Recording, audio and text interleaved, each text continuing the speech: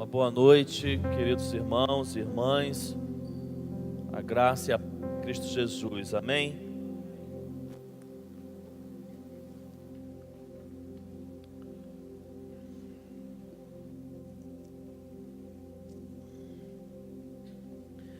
Quero te incentivar a ler o livro de Atos dos Apóstolos na sua devocional em casa, nos momentos que você puder fazer uma leitura da Bíblia. Eu quero te incentivar a ler a Bíblia em Atos. Deus tem nos dado algumas palavras para a igreja nesse livro, já tem algumas semanas, e entendo que Deus deseja falar nesse tempo como igreja, porque o livro de Atos ele é um livro que fala muito à igreja. Ele é o livro que narra o início da igreja. E então quero te incentivar a ler o livro de Atos nos momentos que você puder. Isso vai facilitar para que quando você chegue aqui, a palavra seja entendida ainda de uma melhor forma. Recapitulando aqui um pouquinho, nós passamos 3 quintas-feiras falando à igreja em Atos 2. Foram 3 quintas-feiras só em Atos 2. Depois nós tivemos 2 domingos pela manhã ministrando sobre Atos 3. A primeira foi no domingo que inclusive nós tivemos a ceia, que nós lemos Atos 3 de 1 a 10 e ministramos à igreja sobre aquele episódio da Porta Formosa em que Pedro e João curam um aleijado. E um domingo depois, que foi domingo passado, nós ficamos em Atos 3 do 11 em diante, quando eles já estão dentro do templo e as pessoas ficam maravilhadas com aquilo que ele havia feito. Pedro então prega o segundo sermão que é narrado em Atos, mas 2.000 pessoas se convertem e a igreja chega a 5.000 pessoas, uma vez que no seu primeiro sermão lá na descida do Espírito Santo, 3.000 pessoas já haviam se convertido. E hoje a gente vai para o capítulo 4, quando em consequência dessa pregação e dessa aceitação do povo, Pedro e João são presos. Passam a noite na prisão e começa uma perseguição por parte do Sinédrio à igreja do Senhor Jesus. E eu quero nesse momento, nessa noite, refletir com os irmãos um pouquinho sobre Atos capítulo 4, que eu já te convido a pegar sua Bíblia aí. E nós vamos ler Atos 4 de 1 a 31, que será a base para a nossa reflexão nessa noite. Então, repito, se você puder ir em casa lendo o livro de Atos, isso vai trazer ainda mais conhecimento para a sua vida. Enquanto Pedro e João falavam ao povo, chegaram os sacerdotes, o capitão da guarda do templo e os saduceus. Eles estavam muito perturbados, porque os apóstolos estavam ensinando o povo e proclamando em Jesus a ressurreição dos mortos. Agarraram Pedro e João e, como já estava anoitecendo, os colocaram em prisão até o dia seguinte. Mas muitos dos que tinham ouvido a mensagem creram, chegando o número dos homens que creram a perto de 5.000. No dia seguinte, as autoridades, os líderes religiosos e os mestres da lei reuniram-se em Jerusalém. Estavam ali Anás, o sumo sacerdote, bem como Caifás, João Alexandre e todos os que eram da família do sumo sacerdote. Mandaram trazer Pedro e João diante deles e começaram a interrogá-los.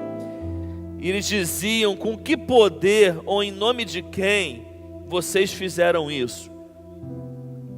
Então Pedro, cheio do Espírito Santo, disse-lhe: autoridades e líderes do povo, visto que hoje somos chamados para prestar contas de um ato de bondade em favor de um aleijado, sendo interrogados acerca de como ele foi curado, saibam os senhores e todo o povo de Israel, que por meio do nome de Jesus Cristo, o Nazareno, a quem os senhores crucificaram, mas a quem Deus ressuscitou dos mortos, este homem está aí curado diante dos senhores. Este Jesus é a pedra que vocês construtores rejeitaram e que se tornou a pedra angular. Não há salvação em nenhum outro, pois debaixo do céu não há nenhum outro nome dado aos homens pelo qual devamos ser salvos. Vendo a coragem de Pedro e de João, e percebendo que eram homens comuns e sem instrução, ficaram admirados e reconheceram que eles haviam estado com Jesus. E como podiam ver ali com eles o homem que fora curado, nada podiam dizer contra eles. Assim, ordenaram que se retirassem do sinédrio e começaram a discutir, perguntando: que faremos com esses homens? Todos os que moram em Jerusalém sabem que eles realizaram um milagre notório que não podemos negar. Todavia, para impedir que isso se espalhe ainda mais entre o povo, precisamos adverti-los de que não falem com ninguém sobre esse nome. Então, chamando-os novamente, ordenaram-lhes que não falassem nem ensinassem em nome de Jesus. Mas Pedro e João responderam: julguem os senhores mesmos, se é justo aos olhos de Deus obedecer aos senhores e não a Deus.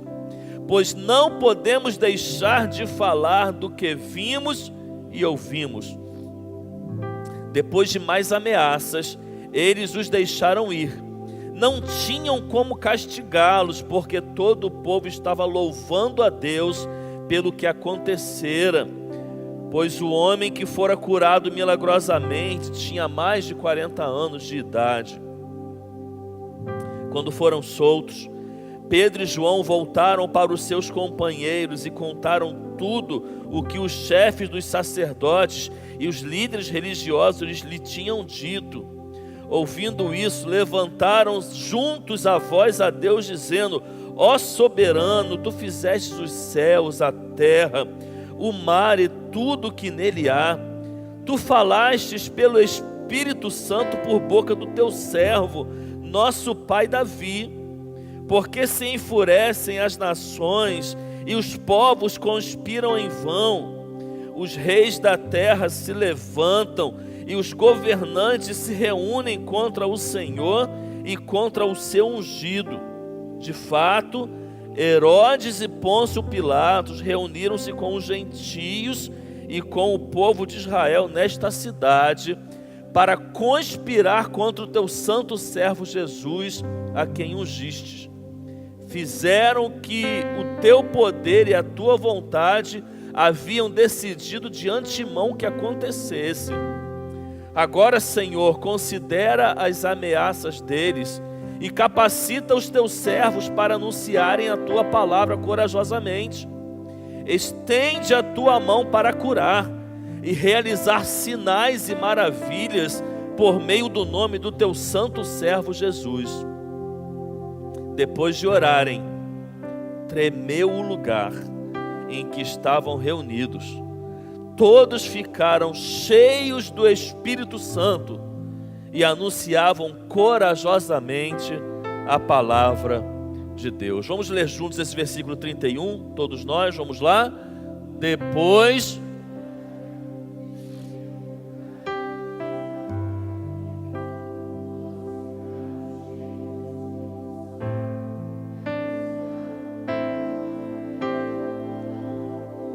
Pai, nós queremos ser essa igreja cheia do Teu Espírito Santo.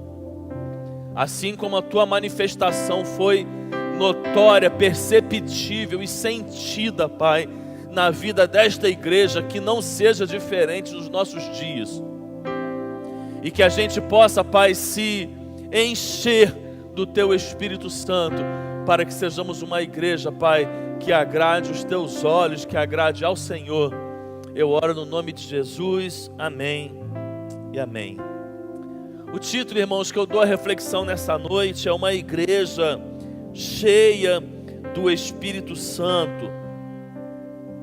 Irmãos, se nós não tínhamos dúvida de que a igreja, ela nasce e ela caminha no poder do Espírito Santo, falamos muito isso quando pregamos em Atos 2, se nós não tínhamos dúvida de que a igreja nasce e caminha no poder do Espírito Santo, quando a gente chega em Atos 4, a gente tem a certeza de que essa igreja era uma igreja cheia do Espírito Santo. Sabe por quê, irmãos? Porque adorar a Deus quando tudo vai bem é muito fácil. Levantar as mãos e cultuar ao Senhor enquanto está tudo indo bem é muito fácil. Mas o que essa igreja experimenta nesse capítulo 4 é o início de uma forte perseguição. O que essa igreja começa a experimentar nesse capítulo 4 é uma oposição. Só que não era uma oposição qualquer. Era uma oposição dos líderes religiosos. Era uma oposição, irmãos, do Sinédrio. O mesmo Sinédrio que havia condenado e julgado e condenado Jesus.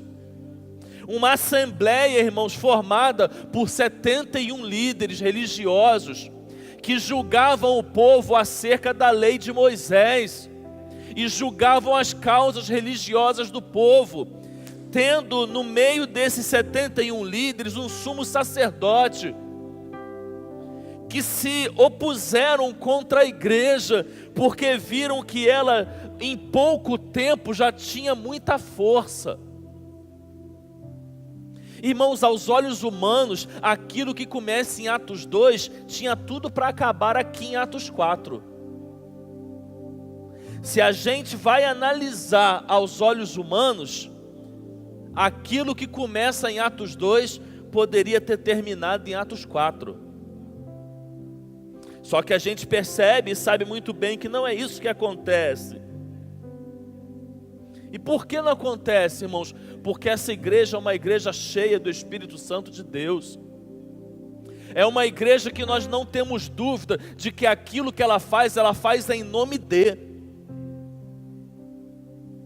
Ela faz movida por essa força do Espírito que vem sobre ela e age sobre ela. E assim precisa ser a igreja, irmãos. Assim precisa ser a igreja. Falei e repito aqui. A igreja que não é movida, tomada pelo Espírito Santo, ela é apenas um CNPJ. O que diferencia a igreja da sociedade é o Espírito Santo. Se a igreja não tem o Espírito Santo, ela é uma instituição qualquer. Ela, a nível de sociedade, ela é só um CNPJ. Mas nós sabemos que a igreja ela tem um diferencial. Ela tem uma marca. Ela tem uma identidade. Ela tem uma força sobrenatural. E isso, irmãos, é causada pelo Espírito Santo de Deus sobre ela. Nós precisamos olhar para a igreja do Senhor Jesus e percebermos que a igreja tem esse diferencial. Consegue entender isso? Se não é o Espírito Santo e alguém entra aqui nesse momento, estaria ouvindo apenas uma palestra. Se não é o Espírito Santo, irmãos, e alguém chega aqui, senta aqui em nosso meio, o máximo que pode ter é alguém passando uma mensagem, tendo essa pessoa uma boa oratória ou não. O que move entre nós, essa força que está entre nós é o Espírito Santo. é através dele, irmãos, que a palavra não é apenas uma palestra, ela é uma palavra de Deus. O pregador, ele é só um mensageiro, ele não é o porta-voz principal da mensagem. E aquilo que você recebe tem força pelo poder desse evangelho, desse Espírito, para entrar em você e mudar a sua vida, porque ela é poder de Deus. Não tem outro ser capaz de fazer isso na igreja, a não ser o Espírito Santo de Deus. Se tem algo que nos diferencia, é a presença do Espírito de Deus em nós. Em nós. E isso é fantástico, irmãos. Não tem como falar isso e não se empolgar com essa palavra, porque ela é boa nova. Nós somos a geração de Atos 2 que continua tendo essa marca, que é a marca do Espírito Santo. Isso precisa encher o nosso coração de alegria, irmãos. A igreja, ela não se diferencia pelo seu patrimônio. A igreja não se diferencia pela sua bela equipe musical. A igreja se diferencia porque ela tem a presença de Deus nela. E ela é movida por essa presença que é o Espírito Santo de Deus. Então quero falar nessa noite, não pretendo demorar, quero falar sobre algumas marcas de uma igreja cheia do Espírito Santo, que nós podemos observar nessa igreja e trazer para a nossa realidade. A primeira marca que eu quero dizer é que uma igreja cheia do Espírito Santo, ela incomoda no mundo espiritual. Os irmãos podem falar comigo? Uma igreja cheia do Espírito Santo incomoda no mundo espiritual. Acompanha esse caminho que nós fazemos até aqui. Acompanhe esse caminho. Jesus Cristo vai aos céus e promete que derramaria o Espírito sobre aqueles que estariam ali esperando. E ele fala lá: não se ausentem de Jerusalém, mas permaneçam até que do alto vocês sejam revestidos. E isso acontece em Atos 2 e ali nasce a igreja. Pedro prega o seu primeiro sermão, 3.000 pessoas se convertem. A igreja inicia uma caminhada. Pedro e João vão à porta do templo para orar, encontram um homem aleijado, curam aquele homem, entram para o templo, são focados pelas pessoas, e as pessoas os enxergam como agentes de milagre na vida daquele homem. Pedro prega o segundo sermão e o número de convertidos chegam a quase 5.000. A igreja está fazendo algo, a igreja não está parada. E ela incomoda quem? O inferno. Irmãos, se tem uma doença que a igreja pode ter, grave isso. Essa doença se chama acomodação. A igreja não pode ser acomodada. A igreja não pode se prostrar, porque uma igreja acomodada não incomoda ninguém no mundo espiritual. É no mover da igreja, é no caminhar da igreja, é no levantar da igreja que as forças sobrenaturais se levantam contra ela, se incomodam. A igreja que está em movimento é uma igreja que incomoda o inferno. Não aceite como igreja ser uma igreja parada, estagnada, porque uma igreja parada e estagnada, ela não causa desconforto no inferno. Eles eram 120, estavam reunidos lá esperando o cumprimento da promessa. Se quando vem o cumprimento da promessa, eles continuam lá dentro das quatro paredes, eles continuariam sendo 120. Poderiam se sentir cheios do Espírito Santo, mas não iriam incomodar ninguém. Os irmãos estão entendendo o que eu quero dizer? O lugar da igreja não é dentro das quatro paredes, porque dentro das quatro paredes ela pode fazer o melhor culto, mas ela não incomoda ninguém. A igreja dentro das quatro paredes, ela não incomoda ninguém. Se eles continuassem dentro das quatro paredes, eles continuariam sendo 120, não passariam disso.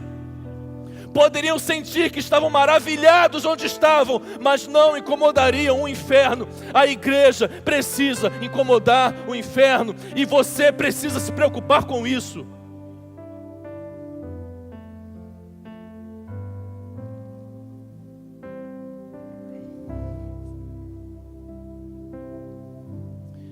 Quando acontece aquele diálogo entre Jesus e Pedro, aquele famoso diálogo que é fundamentado a igreja do Senhor Jesus, que Jesus diz para Pedro após a resposta dele: não foi carne nem sangue que te revelou isso, está lá em Mateus 16, mas foi o Espírito. Eu digo que você é Pedro, e sobre esta pedra edificarei a minha igreja, e as portas do inferno não prevalecerão contra ela.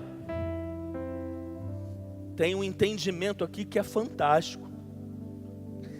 Tem uma expressão aqui, irmãos, que se você nunca se atentou, eu quero que você anote isso, porque isso é fantástico. O Senhor Jesus fala de qual porta? A porta da igreja ou a porta do inferno?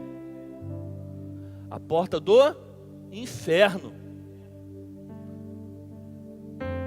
Isso quer dizer o quê? Quem ataca quem? É a igreja que ataca o inferno, porque é a porta do inferno que é bombardeada e não prevalece contra o ataque da igreja. Se tem alguém nesse mundo espiritual que tem a responsabilidade de atacar, somos nós, é a igreja que vai na porta do inferno, saqueia quem está lá e traz para o reino da luz. Se não fosse isso, o Senhor Jesus diria as portas da igreja, mas Ele fala as portas do inferno, porque quem é atacado é o inferno. Quando a igreja que começa em Atos 2 se levanta, ela incomoda no mundo espiritual. É por isso, irmãos, que às vezes a gente nem entende por que a gente incomoda, mas a gente incomoda. Não tinha às vezes motivo para as pessoas estarem incomodadas conosco, mas muitas vezes elas estão. E você não vai encontrar resposta no mundo natural. Aqueles que se incomodam e se levantam contra a igreja, fazem isso, ainda que não saibam, numa dimensão espiritual.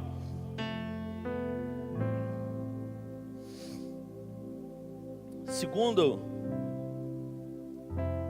conceito e aplicação para nós, a igreja cheia do Espírito Santo, mesmo num ambiente de perseguição, ela avança.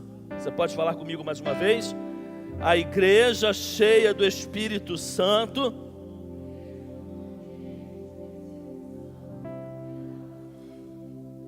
o que eu disse aqui no início? Se a gente vai olhar com os olhos naturais, a igreja que começa em Atos 2 iria durar só 2 capítulos, iria acabar em Atos 4. Mas ela não acaba. Por que ela não acaba, irmãos? Porque a perseguição nunca impediu o crescimento da igreja. Eu tenho saudade da época que eu era embaixador do rei, porque quem tem mais tempo aí de igreja, sem querer ser saudoso, vai lembrar que tinham ensinamentos que eram dados para as crianças, adolescentes, que são mais. E eu lembro quando eu era embaixador do rei, eu estudava lá os manuais dos embaixadores do rei. Desde o candidato, que era o primeiro manual, até o emérito, falando um pouquinho aqui de embaixador do rei, tinha o manual do candidato, arauto, escudeiro, cavaleiro, sênior, master e emérito. Eram 6 manuais. E você ia passando de postos, estudando aqueles manuais. E em vários manuais daquele, você estudava sobre os missionários. Você estudava sobre homens que morreram, muitas vezes queimados, vivos na fogueira, porque faziam de tudo para que a palavra de Deus entrasse em determinados países. E você vai ver a história, a luta que houve muitas vezes para que a palavra de Deus pudesse chegar a determinados países, porque havia uma perseguição muito forte. E o que acontecia com a palavra de Deus? Ela chegava. Você não encontrava explicações naturais, mas a palavra de Deus chegava, a palavra de Deus se expandia, o evangelho se expandia. Aí a gente tem o momento da reforma, e logo no pós-reforma a gente tem o nascimento das igrejas históricas, e elas nascem debaixo de perseguição. Irmãos, hoje eu digo isso sempre, cada tempo é um tempo, e todo tempo é bom para se viver. A gente vive um tempo hoje, glória a Deus por isso. Mas para que a gente pudesse estar aqui hoje, numa igreja batista, por exemplo, houveram aqueles que passaram por fortes perseguições lá atrás, para que hoje, inclusive, a gente pudesse estar aqui. Mas se tem uma coisa que é evidente, queridos, nessa história do cristianismo, a perseguição nunca impediu o crescimento da igreja. E eu imagino que quem está de fora olhando isso, fique louco sem entender. Porque quanto mais a igreja é perseguida, mais ela cresce. Irmãos, aos olhos humanos é coisa de louco. É coisa de louco porque a igreja não é humana, a igreja é de Deus. Você faz parte de um corpo, que é um corpo que está debaixo da autoridade espiritual de Deus. A igreja é um projeto de Deus. Nada vai parar a igreja. Aconteça o que acontecer, existe uma promessa. Nada vai parar a igreja. Glórias a Deus por isso. Mas ela precisa estar cheia do Espírito Santo. Porque se ela não está cheia do Espírito Santo, ela cede às autoridades. Porque se ela não está cheia do Espírito Santo, ela faz a vontade do homem, não a vontade de Deus. Porque se ela não está cheia do Espírito Santo, ela traz a política para dentro dela. Ela dialoga com os políticos, ela dialoga com as autoridades. A igreja não tem que dialogar com autoridades nesse mundo. A igreja só dialoga com a autoridade celeste.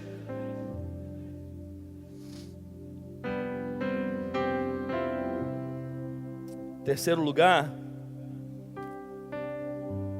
uma igreja cheia do Espírito Santo evidencia-se pelos seus feitos. Vamos falar juntos? Uma igreja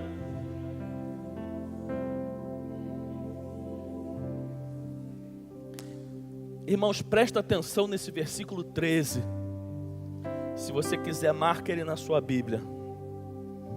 Vendo a coragem de Pedro e de João, e percebendo que eram homens comuns e sem instrução, ficaram admirados e reconheceram que eles haviam estado com Jesus.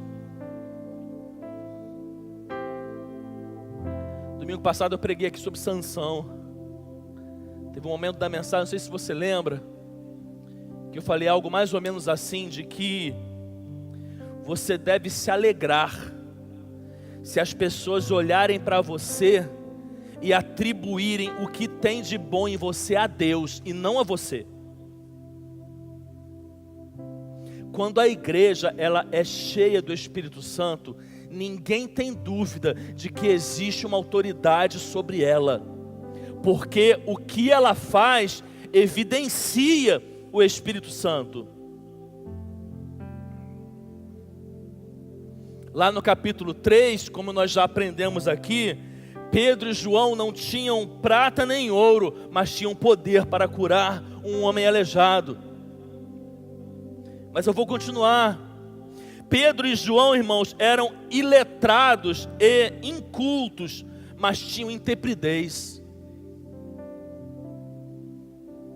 Pedro e João, irmãos, não tinham prestígio diante dos homens e das autoridades, mas tinham prestígio diante de Deus. Pedro e João, irmãos, tinham um milagre para apresentar. Tinha algo que vai além do natural para apresentar. Presta atenção aqui. Você sabe qual é o maior argumento do Evangelho? É um casal transformado. É uma vida restaurada. É um coxo que anda. É um ex-drogado cheio do Espírito Santo. Esse é o maior argumento do Evangelho. Sabe por quê, irmãos? Porque o cristianismo, ele é a religião dos fatos. Tem uma ilustração que diz que um ateu começou a questionar um cristão. E num determinado ponto, aquele cristão virou para o ateu e falou o seguinte: traz para mim um homem, apenas um homem, que tenha sido transformado pelo ateísmo, que eu lhe mostrarei milhares de ex-ladrões, ex-prostitutas e tantos outros pecadores que foram transformados pelo poder de Jesus.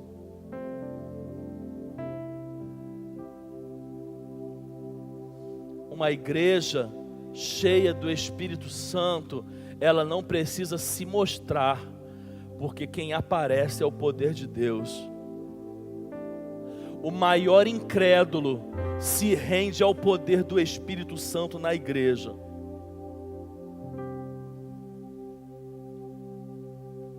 O maior incrédulo reconhece quando tem alguém da família dele que verdadeiramente se converteu e a pessoa é outra. A transformação, ela é impossível de não ser vista. Irmãos, essa é a maior porta de entrada do Evangelho. O maior milagre no cristianismo somos nós.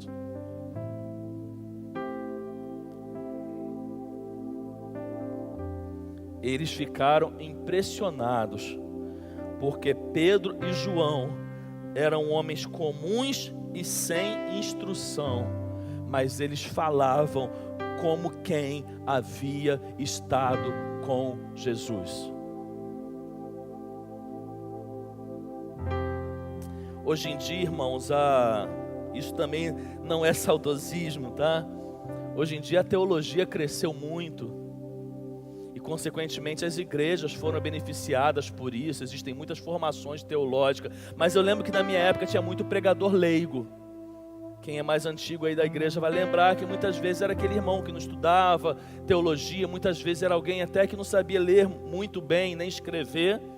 E ministrava a palavra, e pregava a palavra. E eu lembro, irmão, de experiências que eu já tive ainda quando adolescente, de ver pessoas incultas, sem muito preparo em termos da nossa letra, mas que quando iam pregar, queridos, eram tomados pela unção do Espírito Santo e pregavam de forma que os nossos olhos humanos se surpreendiam, porque não é o poder do homem, sempre vai ser o poder de Deus.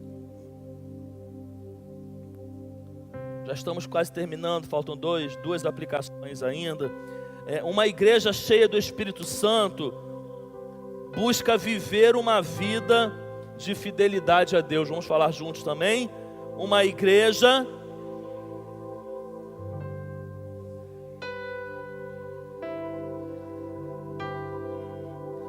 porque nos versículos 18 em diante, irmãos, eles são confrontados. Então, chamando-os novamente, ordenaram-lhes que não falassem nem ensinassem em nome de Jesus. Mas Pedro e João responderam: julguem os senhores mesmos, se é justo aos olhos de Deus obedecer aos senhores e não a Deus, pois não podemos deixar de falar do que vimos e ouvimos. Interessante uma coisa aqui, né? Pedro, quem te viu e quem te vê. Porque por muito menos ele havia negado lá atrás. Por muito menos, quando Jesus foi preso, ele viu Jesus se distanciando dele, parou numa rodinha, e perguntaram 3 vezes para ele: você é um dos que estavam com ele? E ele falava: não, eu não sou. Sim, você é um dos que estavam com ele. Ele falava: não, eu não sou. E pela 3ª vez: você é um dos que estavam com ele? Não, eu não sou. E ele ainda passa pela experiência de ver Jesus voltando no caminho de volta e olhar para ele, após ele ter negado, o galo ter cantado, ele ter lembrado das palavras de Jesus. Há uma interpretação aqui, já comentei aqui em outras mensagens, que para mim Pedro desiste do ministério, porque ele simplesmente vai pescar. Há quanto tempo, queridos, ele já havia deixado de ser pescador para ser um seguidor de Jesus, mas ele volta para a sua velha prática. Aquele que volta para a sua velha prática está querendo dizer que está desistindo do caminho que havia tomado. E foi preciso Jesus aparecer para ele lá naquela praia e perguntar para ele 3 vezes se ele o amava. E nas 3 vezes dizer para ele: então apacenta as minhas ovelhas, apacenta as minhas ovelhas. Jesus recoloca Pedro na sua missão, e agora ele está aqui. Ele já pregou 2 sermões, 5.000 pessoas se converteram em 2 mensagens. Você tem dúvida do que Deus pode fazer na sua vida, ainda que você seja um pecador? Você tem dúvida do que Deus pode fazer em você, ainda que você já tenha tido os seus momentos de fraqueza, de enfraquecimento da fé?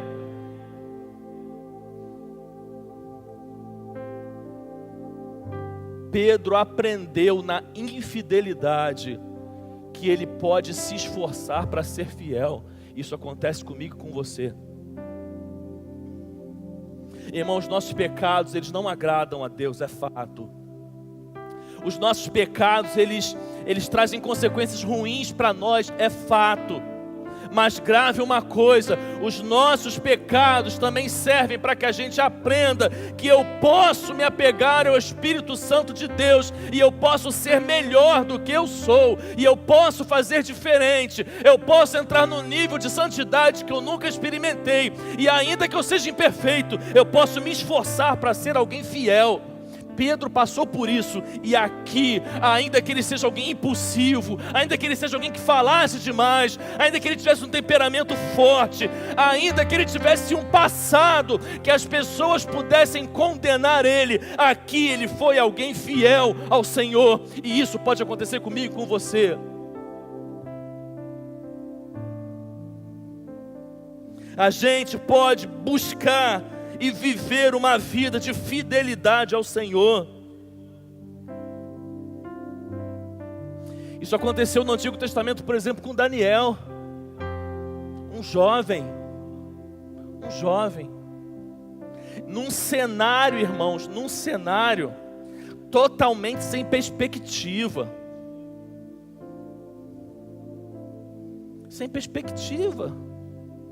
Sabe-se lá se um dia nós vamos voltar para a nossa terra. Poderia ser o pensamento deles enquanto eram dominados pela Babilônia. Mas ele fala: tem alguém maior do que eu, meu coração ainda arde para esse alguém maior do que eu, e eu não vou me contaminar. Não importa se todos os meus companheiros ou as pessoas que são da minha própria origem se entregaram, eu não vou me entregar. Eu vou ser diferente. Eu vou fazer parte de uma geração que faz a diferença. E ele decidiu não se contaminar.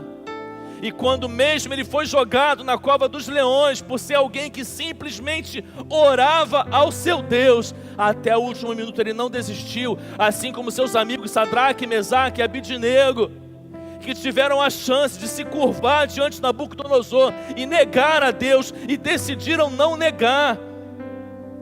Assim como acontece até hoje, irmãos, no Oriente, onde cristãos são assassinados por muçulmanos, pelo grupo islâmico radical, e até o último momento não negam a Jesus.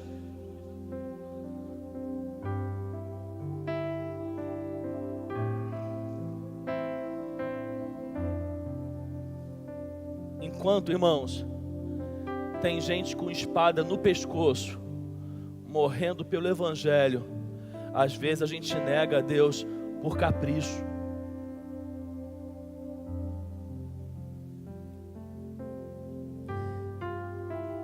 Irmãos,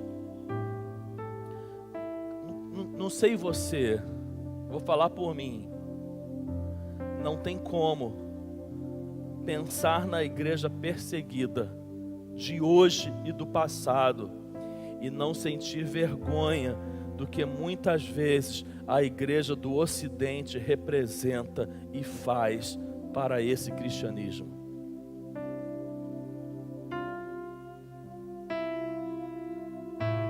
A igreja que é cheia do Espírito Santo, ela busca viver uma vida de fidelidade a Deus.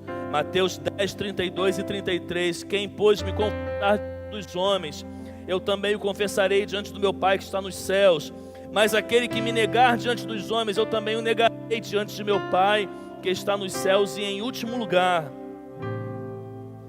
uma igreja cheia do Espírito Santo não teme ao mundo, mas teme a Deus. Vamos falar juntos? Uma igreja cheia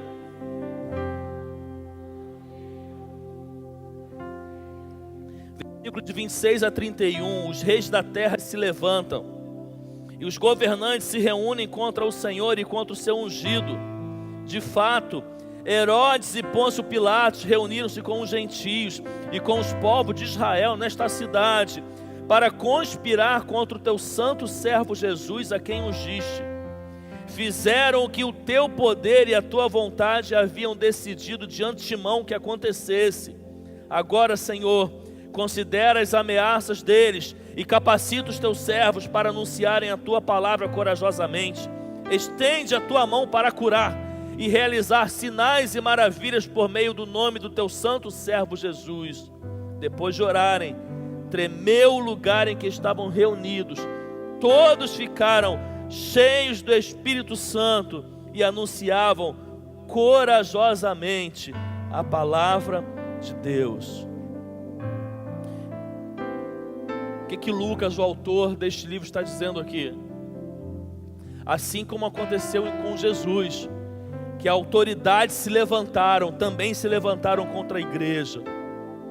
Governantes se opuseram à igreja, vieram contra a igreja, mas a igreja não teme as autoridades desse mundo, a igreja teme ao Senhor.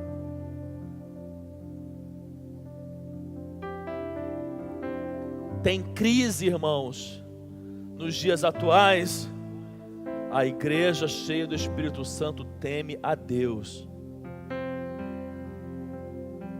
Podem surgir governantes, queridos, que se levantem contra a igreja, podem. A igreja não teme as autoridades desse mundo, a igreja teme a Deus, porque existe um Deus acima de todos. E isso não é slogan político, é fato.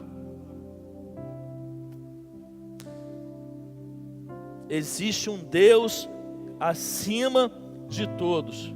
Homens podem entrar e sair do trono, mas Deus continua no trono. Ele é o Senhor da igreja. Ele é o Senhor de todas as coisas.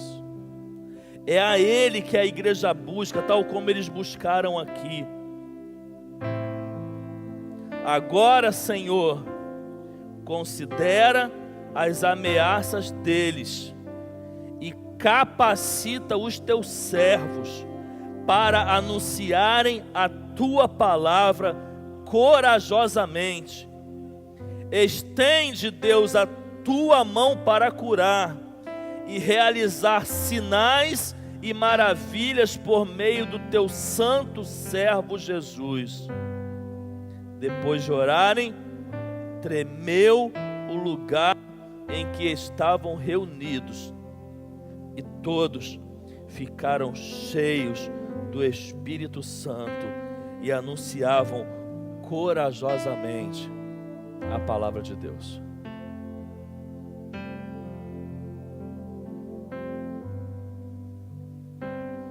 Queridos, já estou terminando. Existe algo de Deus que a igreja pode buscar, algo que ela ainda não experimentou. Você de verdade crê nisso?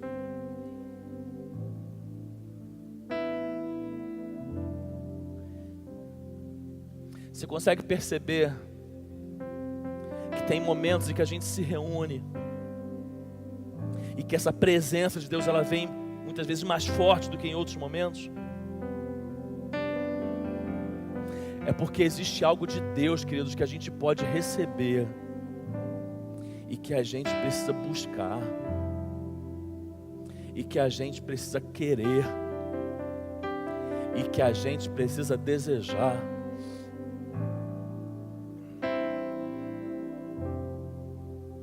Eles oraram e tremeu, irmãos, o lugar onde eles estavam.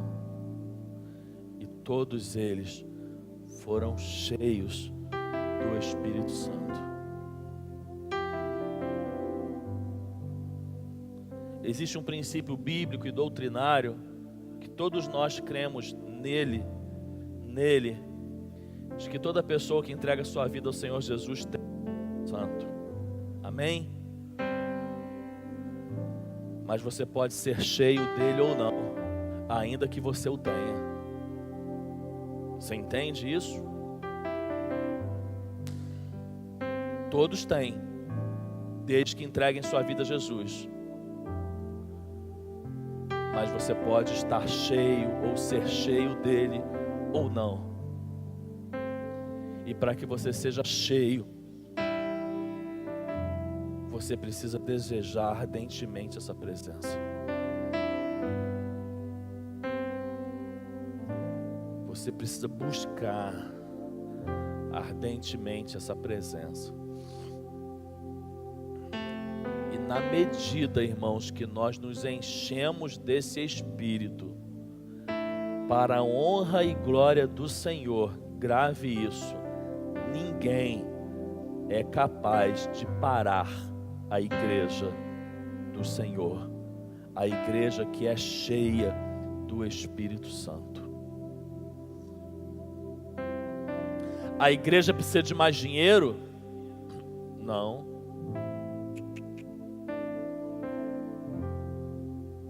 A igreja precisa criar mais programações para atrair as pessoas? Não. A igreja precisa ser cheia do Espírito Santo, porque não faz diferença no lugar quem não é cheio do Espírito Santo. Não estou dizendo que seja o caso aqui, falo de uma forma geral. Às vezes o crente reclama tanto da igreja, né, irmãos? Quando na verdade a igreja é ele. E se ele se preocupasse em ser cheio do Espírito Santo, as coisas seriam muito melhores naquilo que nós chamamos de igreja. Que isso seja algo que venha arder no meu e no seu coração, mas que também não seja algo que venha apenas arder. Que isso seja uma realidade na minha e na sua vida. Que isso seja uma realidade na primeira igreja batista em Barra Mansa. Uma igreja cheia do Espírito Santo. Você pode aplaudir ao Deus dessa palavra? Ministério de louvor.